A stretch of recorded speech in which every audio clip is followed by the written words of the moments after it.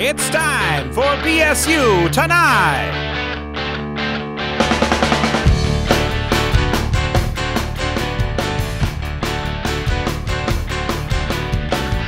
Featuring Jacob Palka,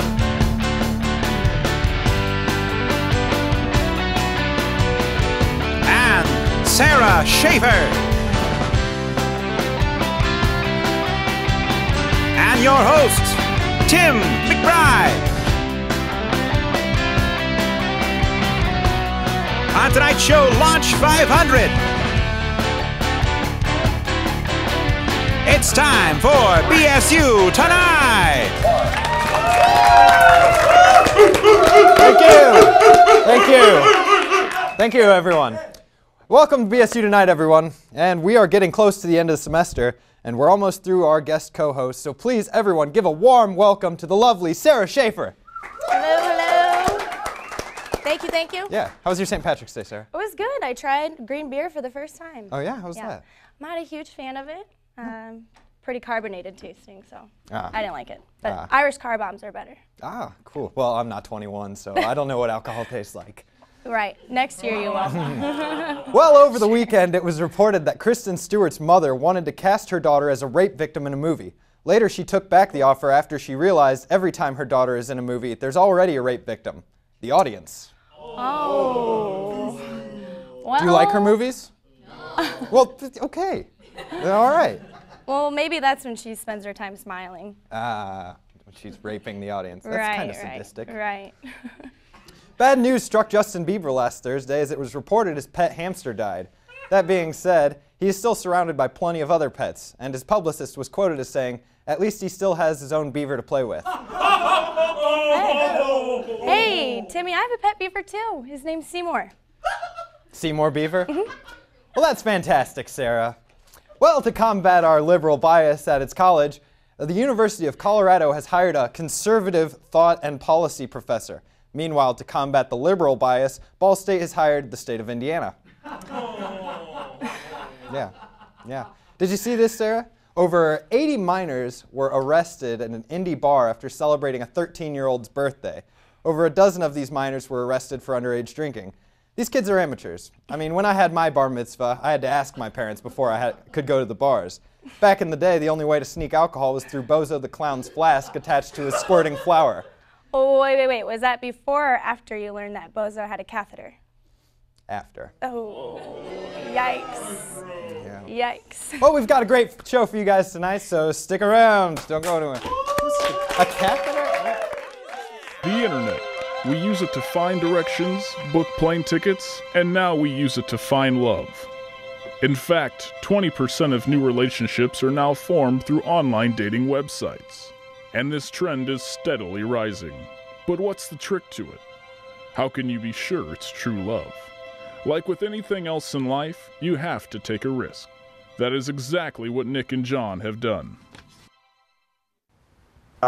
Yeah, I think it used to be not as acceptable to meet people on the internet, but I mean it's like acceptable now because everybody's doing it.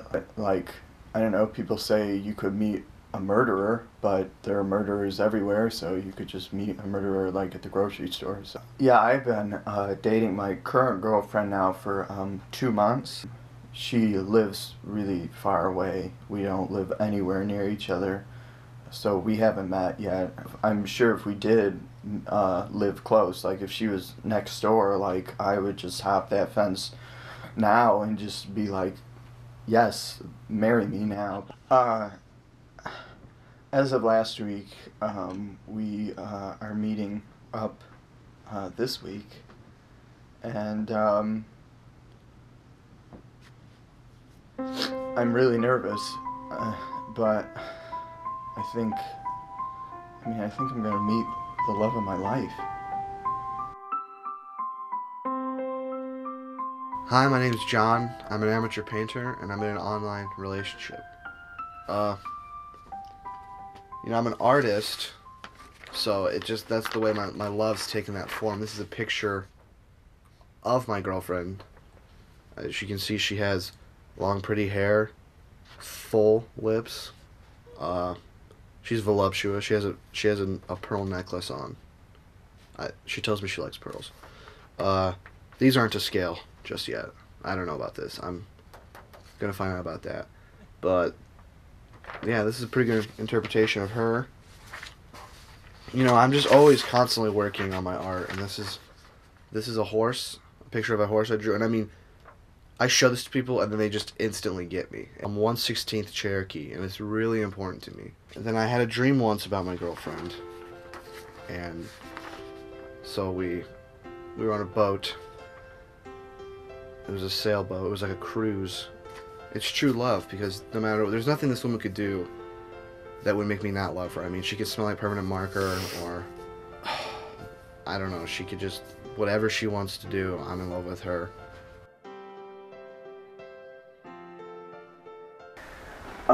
Well, I don't know what to wear. My uncle tied this for me when I was 6. Look at that knot. That's just, he's a craftsman with a tie. I mean, my uncle had to teach me because, you know, my bastard father wouldn't. I have this. I found it on the street one time. He just bought me clip-ons looking a freaking fool. My grandma gave me these. She shops at Goodwill. You know, he told me never untie this because once you tie it once, you know, you're set for life. I would wear this, but it's a halter and it's just too small. You know, I'm a little nervous because I wasn't completely honest, like 100%. I was like 96%. No, okay, 93. And this she got me. It's from the 50s, and it smells like smoke, so. I didn't tell her everything about me. I wasn't specific about things like, you know, my height and things like that. But I mean, come on, Johnny. It's not like you've never pleased a woman before. What would Frodo do? The fuck should I know? I didn't even read the first one. Oh, must be her. Sir, I'm expecting someone, and I don't have time for donations, whatever, marching No, times. I'm not buying the chocolate. Are you selling it? No, I'm here to meet Muff Diver 422. Is she in? May I ask who's calling? I'm supposed to be meeting her for a date. Is she in?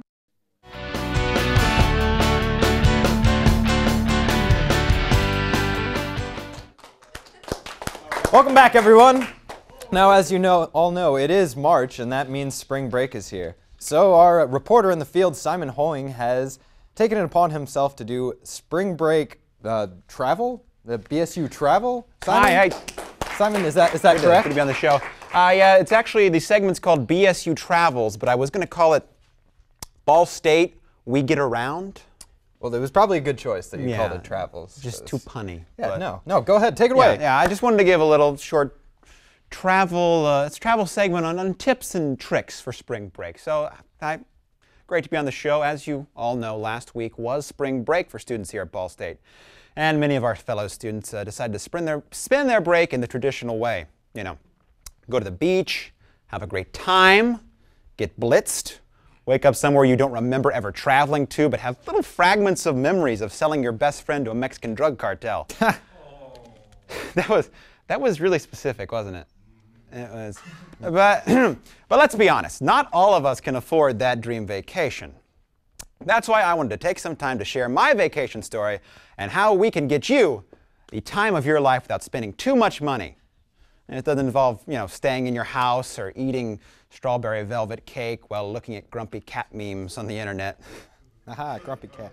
That was also too specific, wasn't it? Okay, so put it this way. You can consider me as your personal travel channel, except not as gay and with noticeably less German sausages. Pun intended, I hate Rick Steves. I'll be blatantly honest, I hate Rick Steves. So, for my vacation, I decided to go to Florida just like every other impressionable college student who doesn't seem to mind vacationing in a humid swampland. But here's the kicker. I did not go to the beach. So where did I go, you ask? I mean, that would be the obvious choice. But let's think about this for a second. Besides the beach, where else is there to go in Florida? Lake Okeechobee. Jacksonville? Jacksonville and alligators. And let's be honest, I think we would all take the latter of the two. I went on a trip to the state of Florida to the part that is beside the swamp. Well, not the swamp. I went to a nursing home, okay? I spent my vacation being everyone's grandson at the Ocean Wind Nursing Home in Tampa, Florida.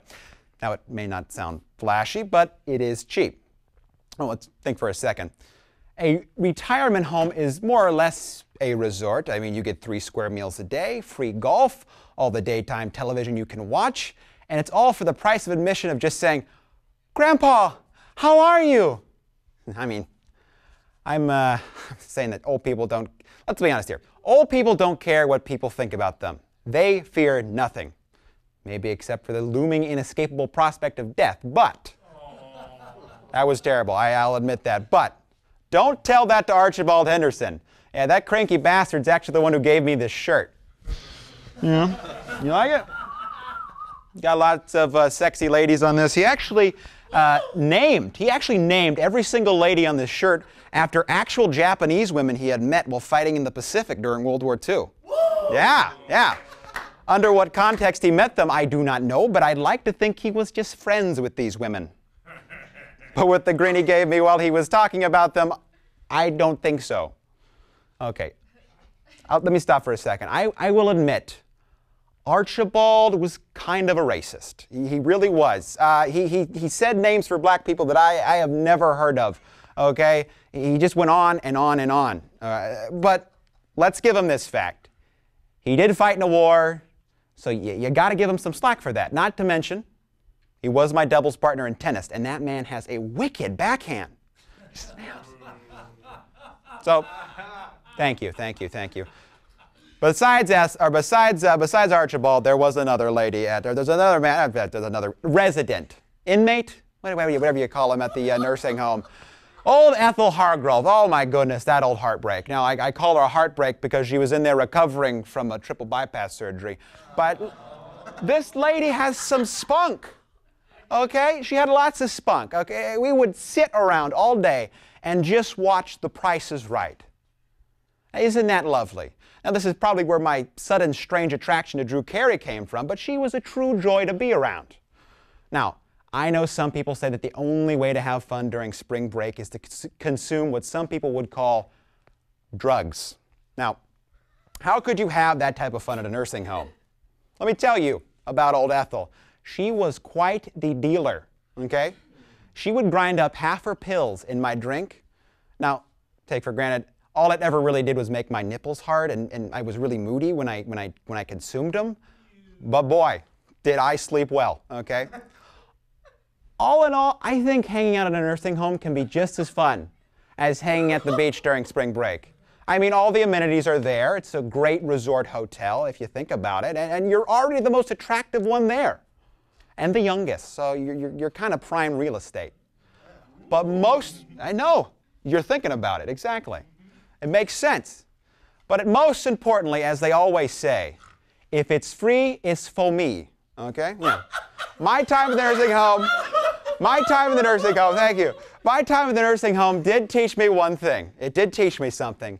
And that is that we should respect old people everywhere. Because let's think about this for a second. Old folks, they fought for our freedom. They created television, and I'm sure some of them built the Great Wall of China. There's a few in there that probably did. Okay, maybe they didn't build the Great Wall of China, but they are responsible for America as we know it. Okay? So what have I done here during this last 5 minutes? I'm just trying to tell you, appreciate older people, because what do we have to show for America today? Faster ways for sharing obligatory Facebook messages about your relationships? No.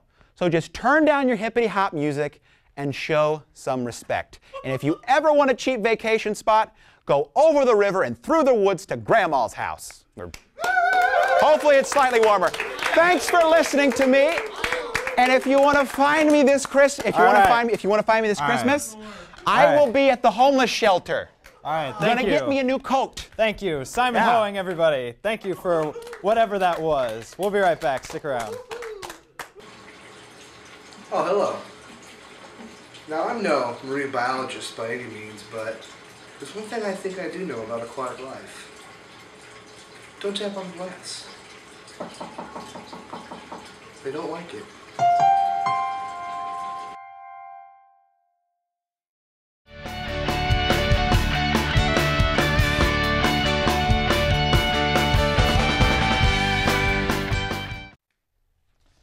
Welcome back, everyone.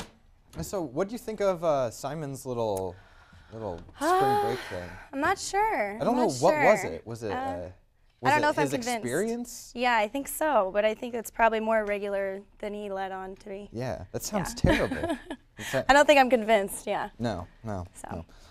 Well, we have a great show for you, everyone, today.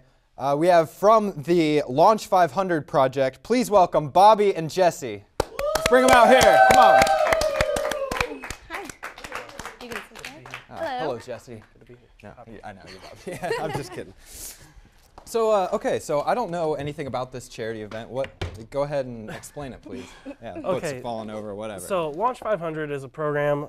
It's going to be an event that we've put together where we will be having about an hour discussion on child abuse and how to prevent it and what we can do to raise awareness. And after that, we're going to walk throughout campus with 500 balloons, hence the Launch 500, and we're going to release them, and it's going to be a fun event, and we have sponsors that are going to be paying for the balloons, and there's certain ways to get your name on the balloons and stuff like that. Okay, so you're just walking around with the 500, you're not releasing them all at once, and... We will be releasing them all at once, but we're going to be walking throughout campus to get people to turn their heads and take notice of what we are doing. Yeah, okay, and you said you could put names on it. Yeah. So could people like donate to have their name put on a balloon? And yeah, absolutely. So somebody across the country will find their name and be like, oh, okay.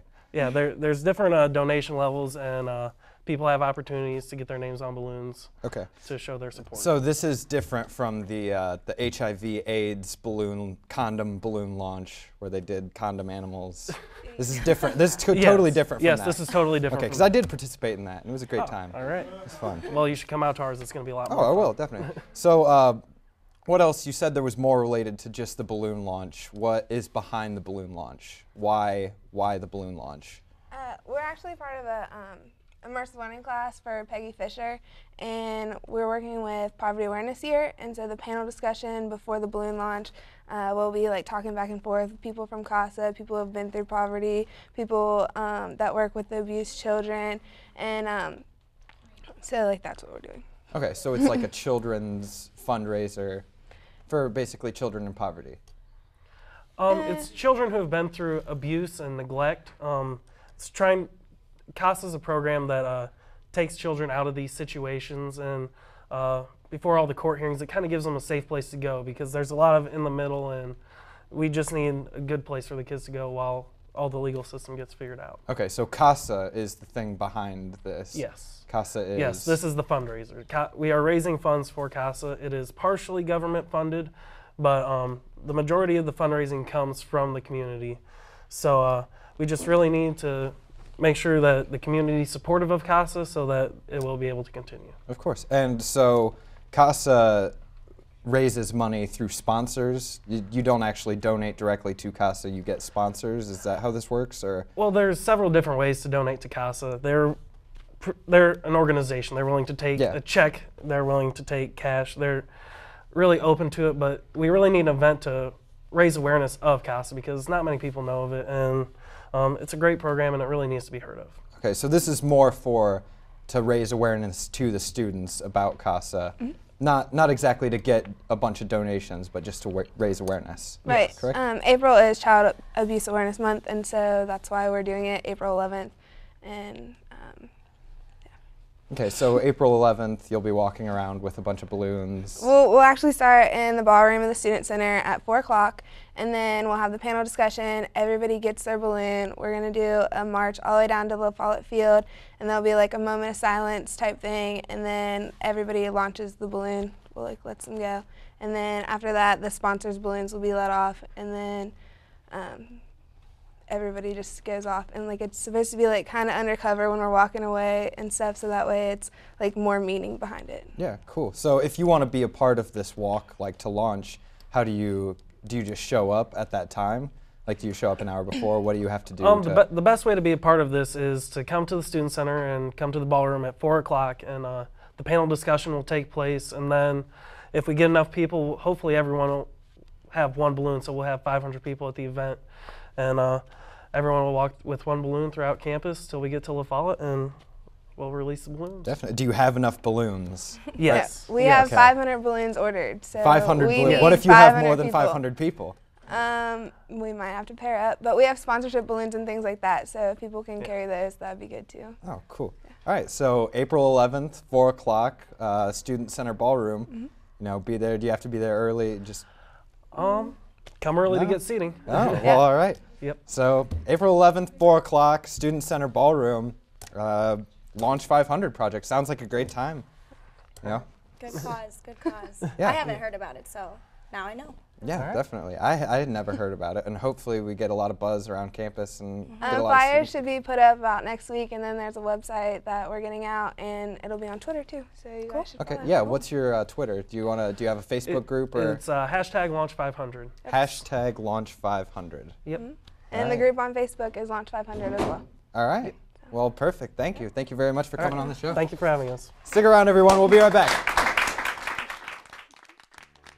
Here at BSU Tonight, we encourage personal relationships within our staff. Right, Heather?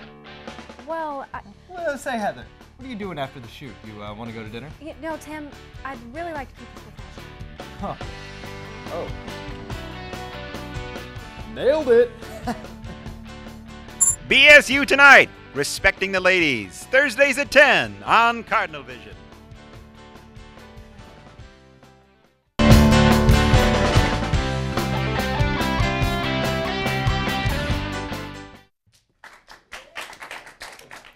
You know, I've never actually been through Zane's desk since I've got it, so let's go. Oh. What is this? You got some makeup in got there? Got a picture of David Letterman. Got some makeup. Oh, What is this thing? It's just a long black piece of metal. You used to beat people with this? I think you used to beat the interns with this. I wouldn't be Did he surprised. do that? Oh, what else we got here? Oh, they got a sketch of the Ball State gunman. Is that? Elaborate. Perfect. It's from what, 4 or 5 weeks ago? He was actually the one who called it in, I think. Oh, yeah? I think he was the one who called it yeah? in and made the whole thing up. Oh, yeah? Loves attention. Good. Well, we just have something we want to say. Jeff Crone is our studio supervisor, and he has been phenomenal helping us out these past, couple. How many years we've been doing this show? How many years? 5? 5, Yeah. 9, 10, 12, 9. Okay. 30. Well, anyway, he's been just phenomenal helping us out, and he's leaving now to pursue his own kind of, his own kind of work. But we just want to say thank you, Jeff. Yes, thank you, Jeff. Thank you, Jeff. You're awesome. And that's Well, a wrap. yeah.